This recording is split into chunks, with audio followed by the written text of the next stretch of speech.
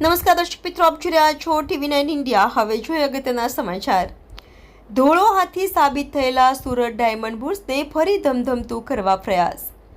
વિશ્વના સૌથી મોટા કમર્શિયલ બિલ્ડિંગ સુરત ડાયમંડ બુર્સના ઉદ્ઘાટનને લાંબો સમય વીતી ગયા બાદ હજુ સુધી બુર્સમાં હીરાનો વેપાર શરૂ થયો નથી।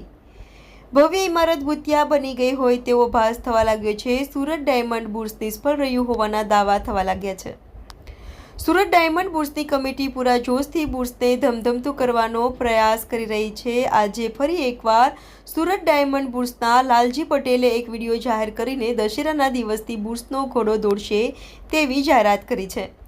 લાલજી પટેલે વિડીયોમાં કહ્યું કે સુરતમાં મૈદરપુરા, મિની બજાર, ચોકસી બજારના 40 હીરાના વેપારીઓ દશેરાના દિવસે સુરત ડાયમંડ બુર્સમાં ખરીદી કરવા આવશે।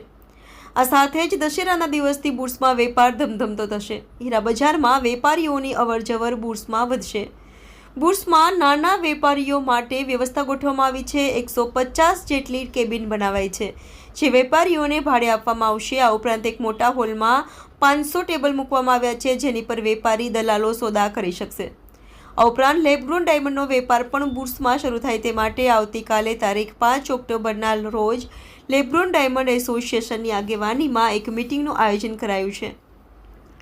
તેની જરૂરિયાત અનુસાર બુર્સમાં વ્યવસ્થા ગોઠવવામાં આવશે। લાલજી પટેલે વધુમાં કહ્યું કે વૈશ્વિક સ્તરે હીરા ઉદ્યોગમાં મંદીના પગલે બુર્સને કાર્યરત થવામાં સમય લાગી રહ્યો છે, પરંતુ વહેલું મોડું તે ધમધમતું થશે તેમાં કોઈ શંકા કે ડર રાખવાની જરૂર નથી।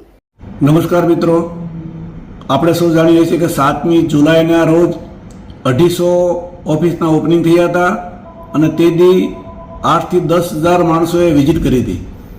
ત્યાર પછી ઓફિસો વધારે કેમ ચાલુ થાય એના માટે અમારા પ્રયત્ન સતત ચાલુ રહ્યા છે।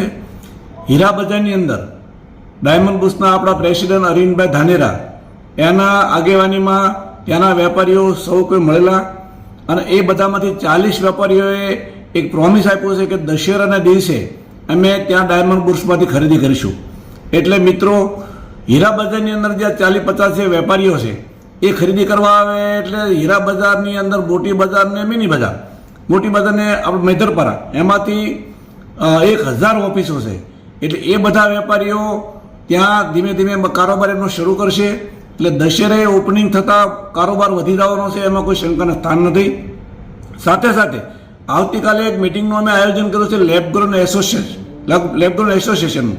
એમાં બાબુભાઈ વાઘાણીના પ્રમુખના આગેવાનીમાં તમામ લેબગ્રોન ઇન્ડસ્ટ્રીયલો મળશે અને એમને પણ અમે રિક્વેસ્ટ કરવાના છે કે તમે પણ તમારી ઓફિસો દશેરે ચાલુ કરો। બીજું અમે એક પ્લાનિંગ કર્યું છે કે નાના વેપારીઓ જે 300 ફૂટથી ઓફિસ ડાયમંડ બુર્સમાં નાની નથી, તો નાના વેપારીની માંગણી હતી કે અમારા માટે શું, તો એના માટે 150 કેબિનો બનાવી છે જે નજીવા ભાડાથી અમે એમને ભાડે આપવાના છીએ। અને એથી પણ એમાં પણ જો નકાઈ ન કરી શકે તો અમે એક હોલ બનાવ્યો છે, એમાં 400 થી 500 ટેબલો હશે। એ ટેબલ ઉપર પણ પોતાનો નાના વેપારીઓ કારોબાર શરૂ કરી શકે। આ પ્લાનિંગ અમે આવતીકાલે લેબગ્રોન એસોસિએશનમાં મૂકવાના છીએ જેથી એ લોકો પણ તૈયાર થાય અને ડાયમંડ બુર્સને ધમધમતું કરવામાં અમને સહયોગ મળે।